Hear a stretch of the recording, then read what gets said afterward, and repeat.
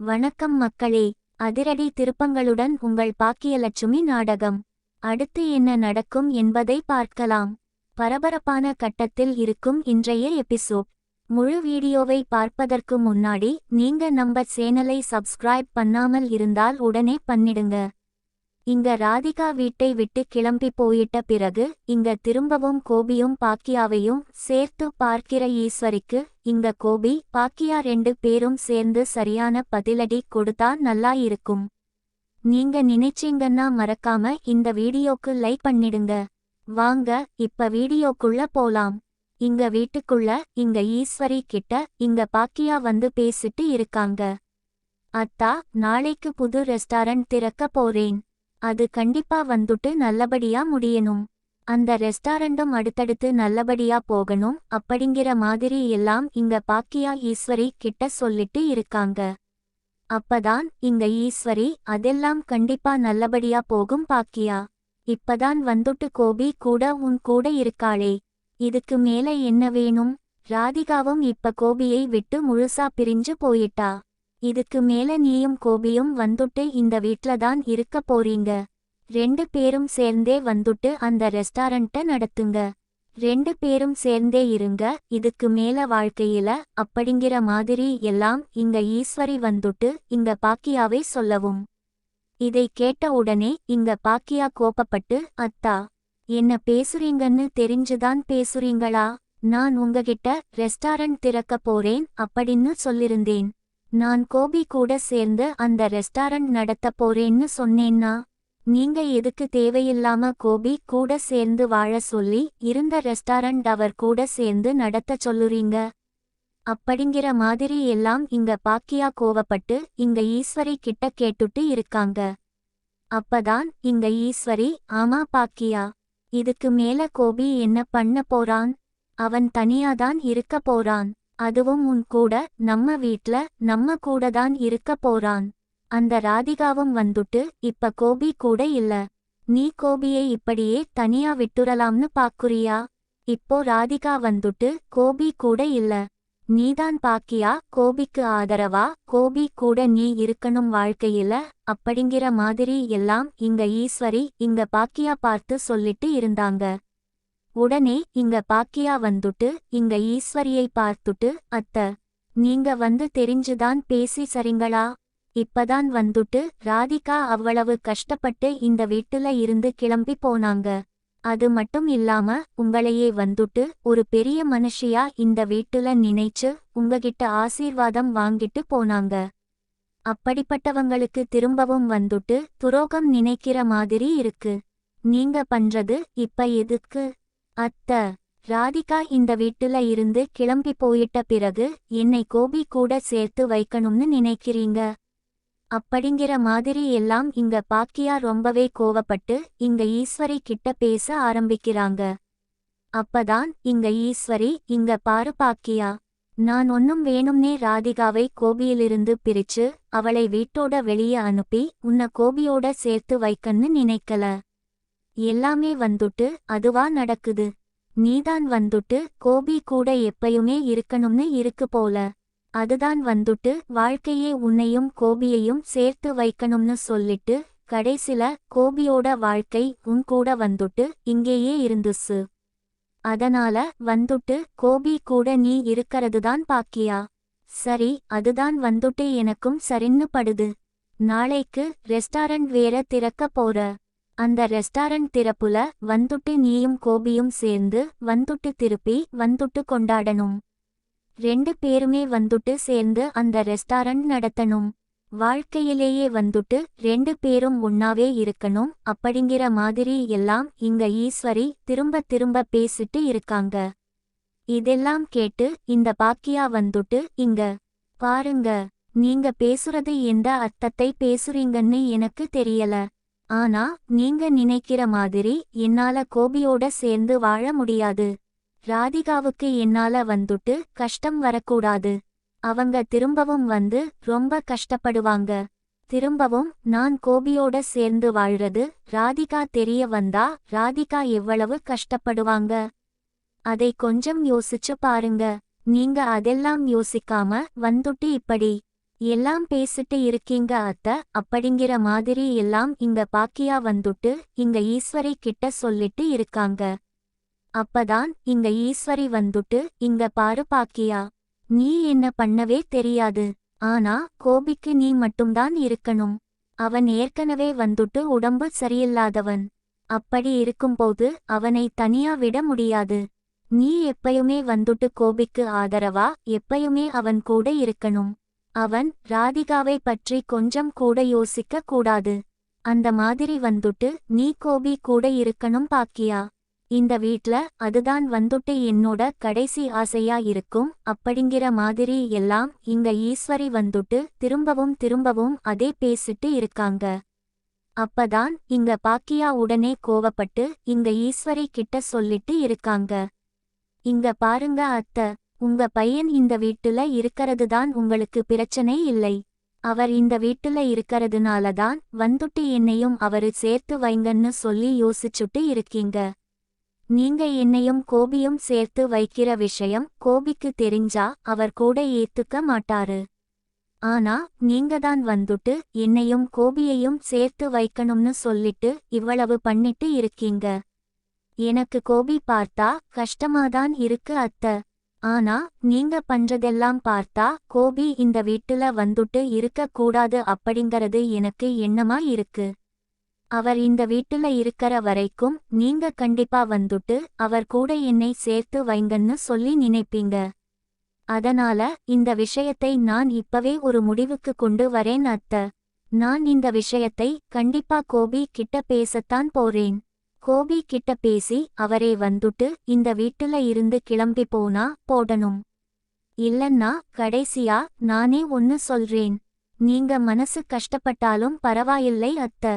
நீங்க கூட இந்த வீட்டிலிருந்து வெளியே போயிடுங்க.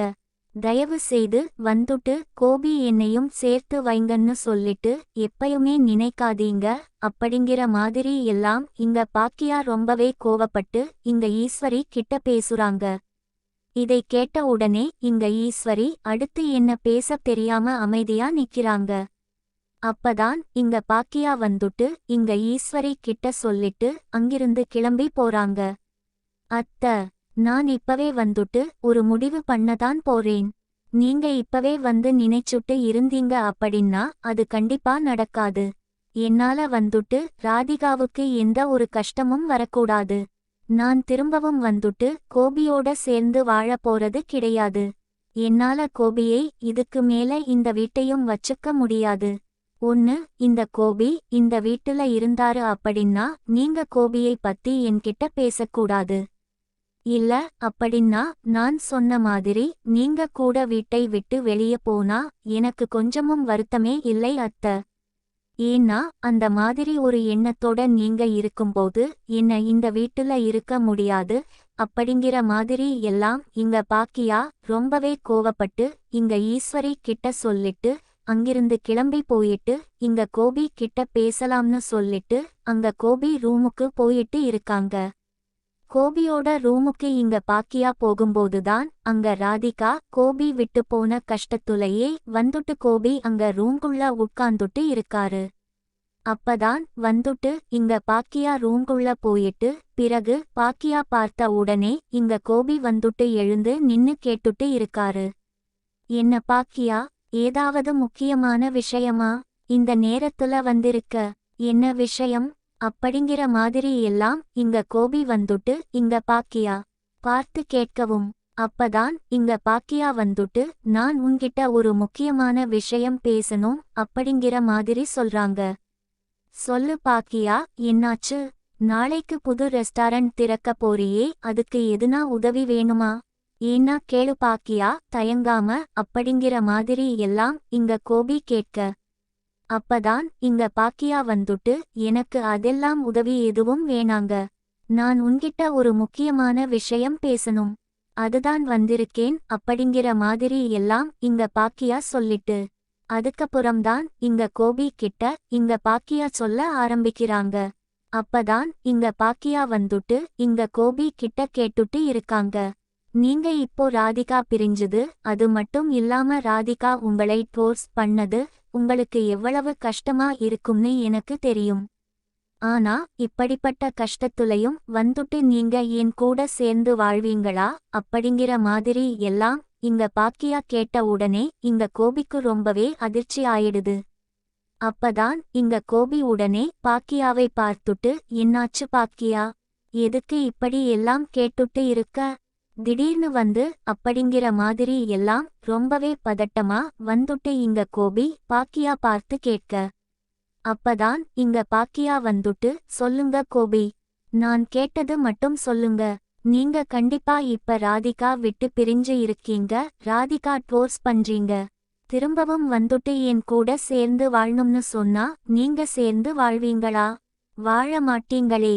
ஆனா உங்க அம்மா வந்துட்டு ராதிகா பத்தியோ என்ன பத்தியும் கொஞ்சம் கூட யோசிக்காம, ராதிகா இப்பதான் வந்துட்டு உங்களை டோர்ஸ் பண்ணிட்டு அவ்வளவு கஷ்டப்பட்டுட்டு இந்த வீட்ல இருந்து கிளம்பி போனாங்க. அதுவும் உங்க அம்மா கிட்ட வந்து சொல்லிட்டு தான் போனாங்க. உங்க அம்மா வந்துட்டு எப்பயுமே ராதிகா மேல பாசமே இல்லாதவங்க, திடீர்னு ராதிகா மேல பாசம் அனுப்பிச்சு அவங்களை வீட்டுல இருந்து அனுப்பி வச்சாங்க. அப்படியே பட்டா வந்துட்டு திரும்பி என்கிட்ட கேட்டுட்டு இருக்காங்க, நீ கோபியோட சேர்ந்து வான்னு சொல்லிட்டு.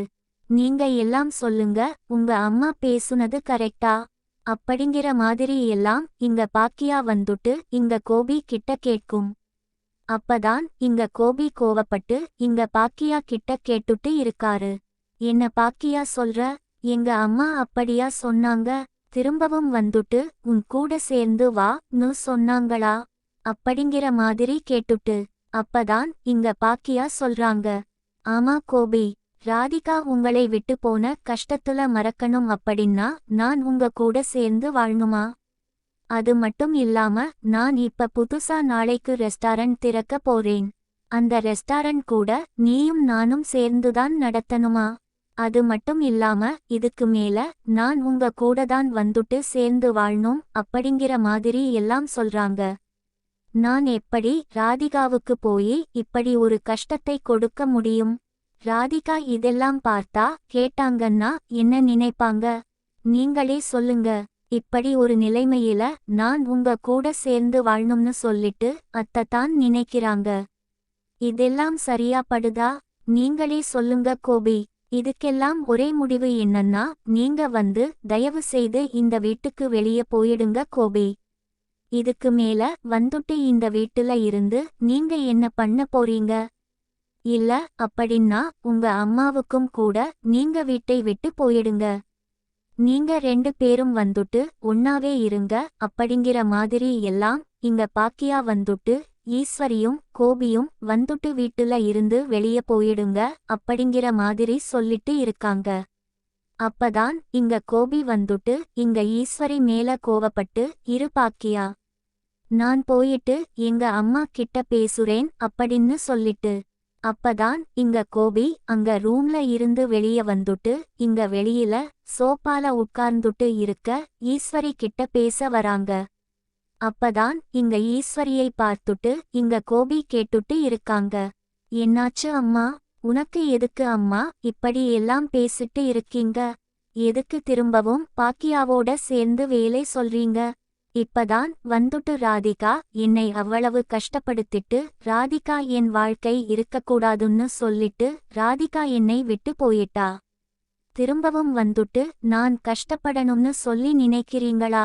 அப்படிங்கிற மாதிரி எல்லாம் இங்க கோபி வந்துட்டு ஈஸ்வரி பார்த்து கேட்கும். அப்பதான் இங்க ஈஸ்வரி வந்துட்டு, இங்க பாருப்பா கோபி, நான் பாக்கியா கிட்ட பேசுனதுக்கு காரணமே வந்துட்டு உன்னாலதான் பேசுனேன். நீ வந்துட்டு இதுக்கு மேல இந்த வீட்டுல தனியா இருந்தா அப்படின்னா அதெல்லாம் பார்த்துட்டு என்னால இருக்க முடியாதுப்பா. அதுதான் வந்துட்டு ராதிகா ஒரு முடிவு எடுத்துட்டு உன்னை ஃபோர்ஸ் பண்ணிட்டு போயிட்டா. இதுக்கு மேல நான் வந்துட்டு பாக்கியா இருக்காரு, பாக்கியாவோட நீ சேர்ந்து வாழப்பா. அதுதான் வந்துட்டு நான் பாக்கியா கிட்ட சொன்னேன். இதை கேட்டதுக்குதான் பாக்கியா கோவப்பட்டு என்னை வீட்டு விட்டு வெளியே போக சொல்றா. இல்ல அப்படின்னா நீ வீட்டு விட்டு வெளியே போகணுமா? அதுதான் நான் கோவப்பட்டு பாக்கியா கிட்ட பேசுனேன் அப்படிங்கிற மாதிரி எல்லாம் இங்க ஈஸ்வரி சொல்லவும். அப்பதான் இங்க பாக்கியா வந்துட்டு, இங்க பாருங்க அத்த, இப்பயும் நான் அதான் சொல்றேன். நீங்க திரும்பவும் நான் கோபி கூட சேர்ந்து ஆகணும்னு நினைச்சீங்கன்னா நீங்க வீட்டு வெளியே போயிடுங்க. அது எனக்கு கஷ்டமாதான் இருக்கும், ஆனா அது பொறுத்துக்கிறேன். என்னால வந்துட்டு திரும்பவும் அந்த மாதிரி ஒரு வாழ்க்கையில போக முடியாது. அவருக்கு ஏதோ உடம்பு சரியில்லைன்னு சொல்லிட்டு இந்த வீட்டில் இருக்க வச்சீங்க. நான் அப்படியே விட்டுட்டேன். அவரை இருந்துட்டு போகணும்னு சொல்லிட்டு திரும்பவும் நீங்க இந்த மாதிரி நினைச்சீங்க அப்படின்னா கண்டிப்பா என்னால அதை ஏத்துக்க முடியாது. இல்ல அப்படின்னா அவரையே கூட நீ வீட்டுக்கு வெளியே போக சொல்லிடுங்க. நீங்க இந்த வீட்ல இருங்க. நீங்க 2 பேருல யாராவது ஒருத்தர் மட்டும் இந்த வீட்ல இருந்தா அது எனக்கு போதும். அதுதான் வந்துட்டு எனக்கு சரின்னு படுது. கண்டிப்பா வந்துட்டு கோபி இந்த வீட்ல இருக்கற வரைக்கும் நீங்க அவர் கூட என்னை சேர்த்து வைக்கணும்னு நினைச்சுக்கிட்டே தான் இருப்பீங்க. அந்த மாதிரி எண்ணத்தை நீங்க மாத்தித்தான் இருந்தா கோபி இந்த வீட்ல இருக்கலாம் அத்த. இல்ல அப்படின்னா யாருமே வந்துட்டு இந்த வீட்ல இருக்க வேணாம் அப்படிங்கிற மாதிரி எல்லாம் இங்க பாக்கியா ரொம்பவே கோவப்பட்டு பேச. அப்பதான் இங்க ஈஸ்வரி வந்துட்டு என்ன பாக்கியா ரொம்ப பேசிட்டு இருக்க. வீடு வந்துட்டு உன் பையலுக்கு இருக்கு. உன் வீடு இருக்கு. ரூம்ல பேசிட்டு இருக்கியா அப்படிங்கிற மாதிரி எல்லாம் ஈஸ்வரி சொல்லவும்.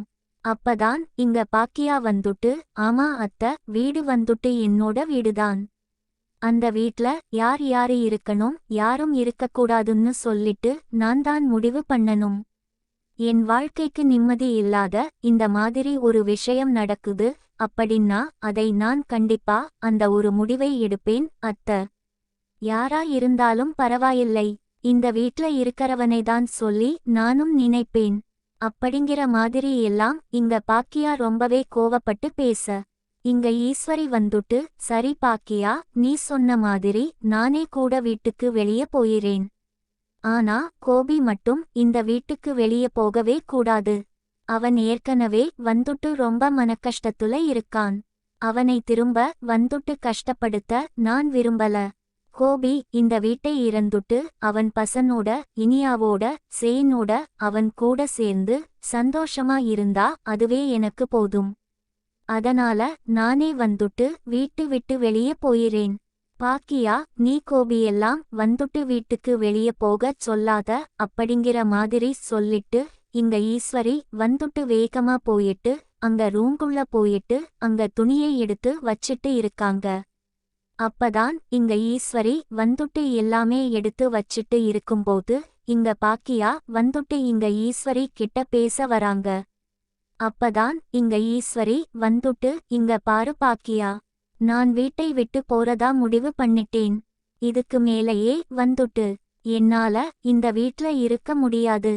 தயவு செய்து வந்துட்டு நீ ஏதாவது பேசணும் அப்படின்னா நீ கோபிக்கிட்ட பேசிக்கோ, என்கிட்டயே பேசாத அப்படிங்கிற மாதிரி இங்க கோவத்துலையே வந்துட்டு இங்க எல்லாத்தையும் வந்துட்டு இங்க எடுத்து வச்சிட்டு இருக்காங்க ஈஸ்வரி. அப்பதான் இங்க கோபி வந்துட்டு ஈஸ்வரியை பார்த்துட்டு இங்க பாருங்கம்மா, நீங்க எல்லாம் இன்னும் வீட்டை விட்டு போக வேணாம்.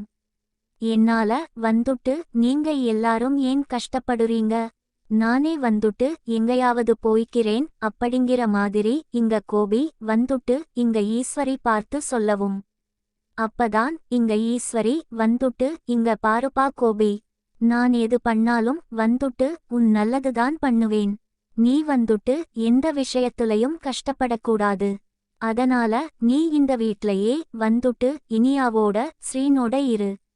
நான் கிளம்புற வீட்டை விட்டு அப்படின்னு சொல்லிட்டு இங்க ஈஸ்வரி வந்துட்டு எல்லாத்தையும் எடுத்து வச்சிட்டு இருக்காங்க.